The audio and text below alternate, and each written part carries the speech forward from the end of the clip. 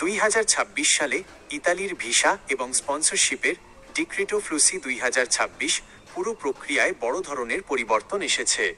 একদিকে যেমন প্রায় 1,64,850টি কোটা নিয়ে হাজারো মানুষের স্বপ্ন পূরণের সুযোগ তৈরি হয়েছে, অন্যদিকে নিয়ম না জানলে বা সামান্য অসতর্ক হলে নিশ্চিত রিজেকশন এবং আর্থিক প্রতারণার বিপদ মুখে পড়ার ঝুঁকিও আগের চেয়ে অনেক বেশি।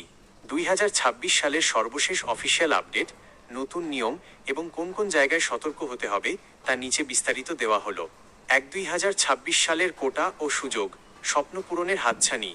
ইতালি সরকার 2026 সালের জন্য মোট 164,850 জন নন ইইউ নাগরিককে কাজের ভিসা দেওয়ার সিদ্ধান্ত নিয়েছে।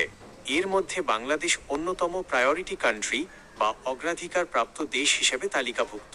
কাজের ক্যাটাগরি: 2026 সালের মোট বরাদ্দ কোটা, মূল খাতসমূহ: সিজনাল 88,000টি, কৃষি, এগ্রিকালচার এবং পর্যটন, হোটেল, ট্যুরিজম এবং হসপিটালিটি।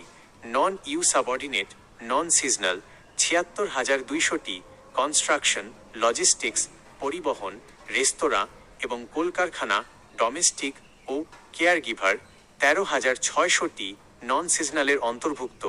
বয়স্ক, সেলফ এমপ্লয়মেন্ট 650টি, ফ্রিল্যান্সার, উদ্যোক্তা এবং শিল্পী। 2. বড় আপডেট ও নতুন নিয়ম, সতর্ক না হলে যে বিপদ। 2026 সালের জন্য ইতালীয় ইমিগ্রেশন আইন ও ভিসা প্রসেসিংয়ে কঠোর কিছু পরিবর্তন আনা হয়েছে। এগুলো না জানলে নালা ওস্তা, নুল্লা ওস্তা বা ভিসা বাতিল হতে পারে।